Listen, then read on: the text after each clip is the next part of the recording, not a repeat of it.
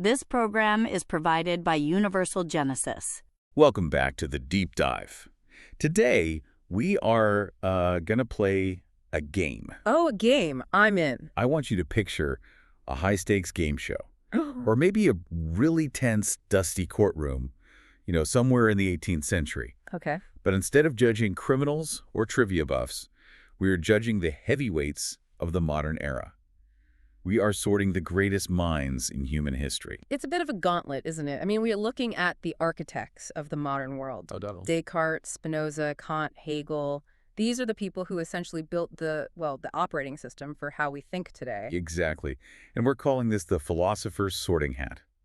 We've gone through a massive stack of notes, specifically drawing from the work of the historian Johann Jakob Brücker. He's our judge. He is our judge for this competition. And the mission today is to see if reason, that big enlightened concept, actually succeeded in taking back the world from myth and theology. And that really is the key conflict. For centuries, the world was explained by stories, myths, religion, divine will, magic. Then the modern era hits in the 1600s, and you get this aggressive push for reason. But the question we're asking, and the one Brücker asked, is, did they actually pull it off? Or did they just swap one set of myths for another? Right. So let's establish the rules of the game before we bring out the contestants. The Sorting Hat has one job. It looks at a philosopher's work and asks a single brutal question. Which is? Does this philosophy explain nature using facts, or does it tell a story about meaning? That is the crucial distinction. So on one side, you have team reason. These are the thinkers who treat the world like a machine. Okay. They care about mechanisms, natural laws, physics. They want to know how the engine turns. They don't care why the engine was built, just how the gears mesh. And on the other side? Team narrative or, team story. These are the thinkers who might use logic. They might even use math. But ultimately, they are focused on purpose, justification, and meaning. They want the why. They want the why. They aren't satisfied with how things happen. They want to tell you why it matters in some cosmic sense.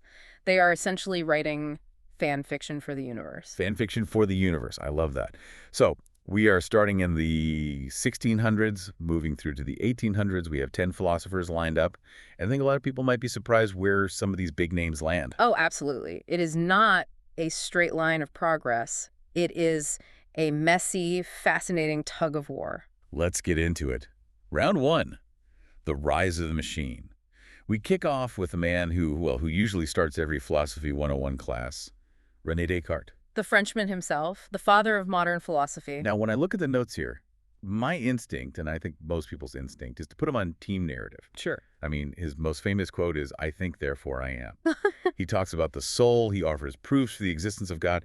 That sounds like he's telling a story about meaning, doesn't it? You would think so, and that is the common misconception. We get distracted by the I think moment. But if you look at Brücker's criteria and really look at what Descartes spent his days doing, he is the captain of team reason. How do you justify that? If he's proving God exists, isn't he doing theology? Well, look past the intro. What was he actually building?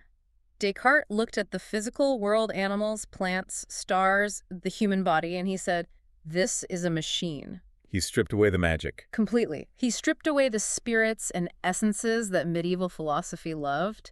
He said a dog isn't some magical creature with a dog soul. It's a clockwork automaton made of meat. It's hydraulics and pulleys. Okay, so he mechanized biology. He turned nature into a factory floor. But what of the God stuff? Is that just, window dressing? Think of it more like a safety switch. Descartes keeps God in the system, but primarily as a guarantor that the math works. Yeah, he needs God to ensure that the physical world isn't a trick being played on him by some demon.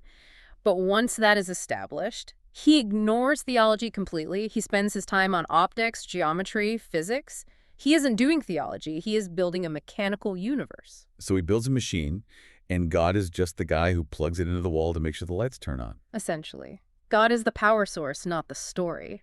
The verdict is clear. Descartes goes to team reason. All right, next up, Thomas Hobbes. Now, Hobbes is famous for having a fairly pessimistic view of human nature. Nasty, brutish, and short. A real ray of sunshine, Hobbes. But does being a pessimist make him a scientist? In this case, yes. Because Hobbes takes that mechanical view Descartes had for the physical world, and he applies it to us. to society. Right. Before Hobbes, people thought kings were chosen by God. The divine right of kings, that was the standard story at the time. Exactly. And Hobbes looks at that and just says, nonsense. He says society is a machine. It is a mechanism built by humans to stop us from killing each other. It's simple physics applied to psychology. So our fear of death is like a force, like gravity. Exactly. We fear death, that's a force, so we create a contract, that's a structure. The Leviathan, the government, is just a giant engine designed to produce peace. So he naturalizes politics, he turns the government into an engineering problem. He does. There is no mystical story here, no divine destiny. It's just cause and effect. If the machine breaks, you fix it. You don't pray to it. Verdict. Team reason. Easy. Okay, now we get to the entry that I found the most difficult to wrap my head around. Spinoza. Baruch Spinoza. The radical. The outlier. I was reading through the source material on him, and his book, Ethics, it looks like a geometry textbook. It's all proposition 1, proof, corollary. Why write philosophy like a math problem? Because for Spinoza, reality is a math problem. If Descartes kept God as a safety switch, Spinoza rewires the entire building. How so? He looks at the universe and says, there are no accidents, there are no miracles. Everything that happens, happens because it must happen. That sounds incredibly rigid. No free will. Not in the way we usually think of it. But here's the knockout punch. The phrase that got him banned from practically every religious community in Europe. Daciv Niphanica. God or nature? Right. And he isn't saying God created nature. He is saying God is nature. They are the same thing. Wait. Break that down for me. If God is nature, then praying to God is just praying to the laws of physics. Precisely. If God is the laws of physics, then God doesn't have a personality. God doesn't pick sides in a war. God doesn't care about your diet. God isn't good or bad. God is just the system of necessity that runs everything. That completely dissolves theology. It takes a main character of the story God and turns him into the script itself. It does. Spinoza takes the ultimate symbol of meaning, God, and turns it into the ultimate expression of reason. It's the most aggressive move for team reason we've seen yet. So far, reason is sweeping the board, 3-0. It feels like the storytellers are dead in the water. It looks that way. We are in the era of the rise of the machine, but now we move. We are crossing the channel to England, to the empiricists. And first up is John Locke, the blank slate guy. John Locke. He continues the trend, but from a different angle. The rationalists, like Descartes, thought we were born with certain ideas, like God or math stamped on our souls.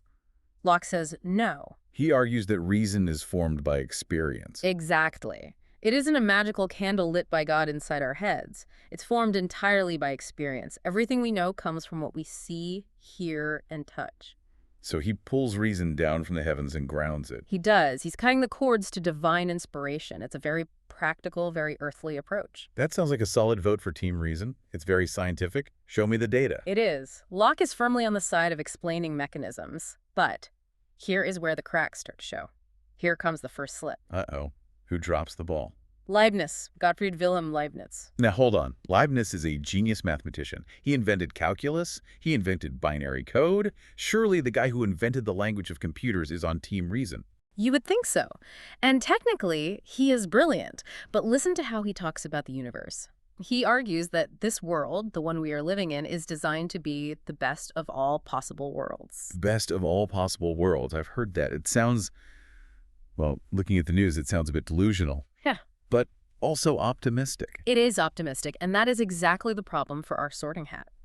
Leibniz isn't just using cause and effect to explain how rain falls. He is trying to explain why it falls. He's talking about design and justification. Ah, I see. So he's trying to justify the bad stuff. He's trying to say the earthquake happened because it was necessary for the greater good. Exactly. That is called theodicy. It's the attempt to justify God's goodness in the face of evil. As soon as you start trying to justify the world, saying this happened for a greater purpose, you have left the realm of explaining nature. You're now telling a story. You're writing a plot where the suffering makes sense in the end. You're giving the universe a moral arc. And so, despite the math, despite the calculus, despite the binary code, Leibniz gets sent to team narrative. Wow, the first victory for the storytellers. And looking at the list, he's not alone. Next up is George Berkeley. Bishop Berkeley. And this is a wild ride. Berkeley's an empiricist like Locke. He agrees all we know is what we experience, but then he asks a question that just breaks the game. Which is?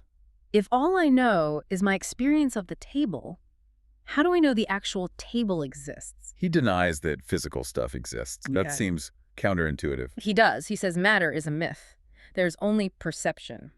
Esse est percipi to be is to be perceived. Okay, but that hits a pretty obvious snag.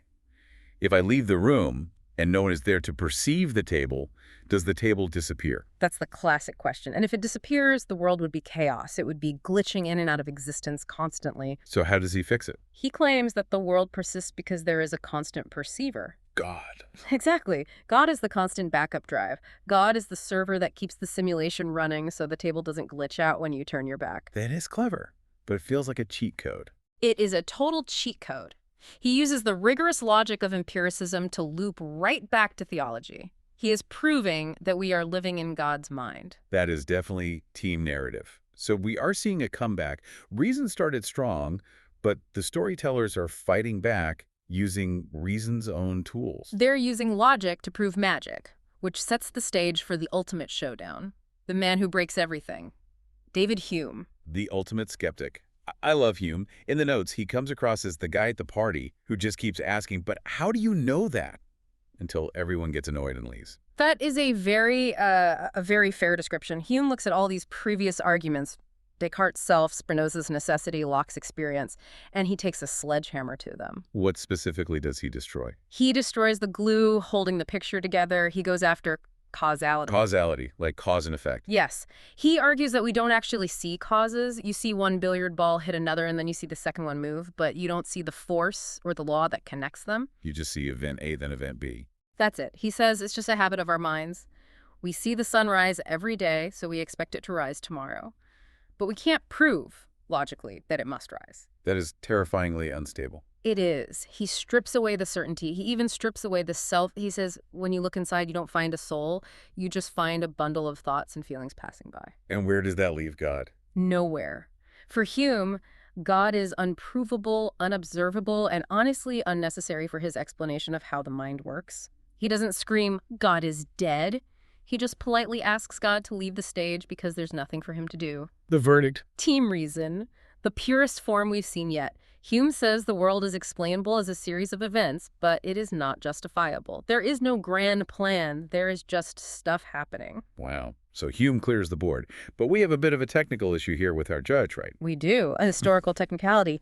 Our judge, Johann Jakob Brücker, actually died right around this time, in the mid-18th century. So he never got to judge the next batch of philosophers, Kant, Hegel. Correct. But the game must go on. So for the rest of this deep dive from Kant onwards, we have to use a virtual judge. We're applying his strict criteria to philosophers he never met. Exactly. Explanation versus story. Virtual judge activated. And the first case on the docket is a big one, maybe the biggest. Immanuel Kant. Kant is pivotal. He reads Hume and he panics. He realizes Hume has just destroyed the foundation of everything. Everything. Well, if there is no strict causality, science collapses. If there is no self, morality collapses. If there is no God, meaning collapses. So Kant tries to fix it. He tries to contain the damage, and he does it by building what I like to call the duplex, or the two-story house. Okay, walk me through the architecture of Kant's house. On the first floor, you have natural science and reason. This is where we explain the world of appearances. He saves science by saying, look, our brains are hardwired to see cause and effect. So for us, in our experience, gravity is real. Time is real. Yes. Science is safe on the first floor. We can do physics there. Okay. What's on the second floor? The second floor is for morality, freedom, and meaning. This is a separate lane. Kant says we can't know things like God or free will using the tools of the first floor. You can't put God under a microscope. So he walls them off? He does. He says we must assume these things exist to live a good life. We have to act as if we are free. We have to act as if there's a God ensuring justice. That's a massive move. He basically says, stop trying to prove God with math. Just keep him in the other room. That's it. Kant's famous line is, I have had to deny knowledge in order to make room for faith. He institutionalizes the separation. So, what's the verdict? Is he team reason or team narrative? It's a split decision. It's a double helix. He validates reason for nature, but he preserves narrative for human life. He saves both by keeping them apart. Great compromise. But compromises rarely last. And the next generation, the German idealists, they weren't satisfied with living in a duplex. They wanted to knock down the walls. Enter Johann Gottlieb Fichte. Fichte. He looks at Kant's house and says, why do we need two floors? Why do we need this separate thing in itself that we can't know?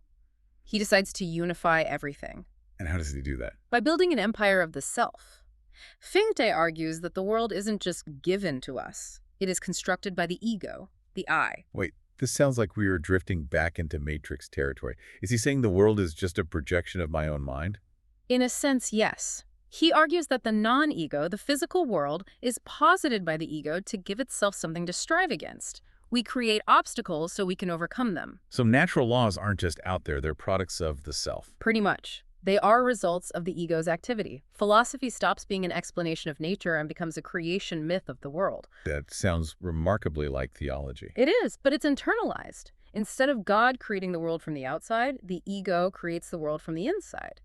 The ego takes over the role of God. Theology internalized. That is a heavy concept. It is.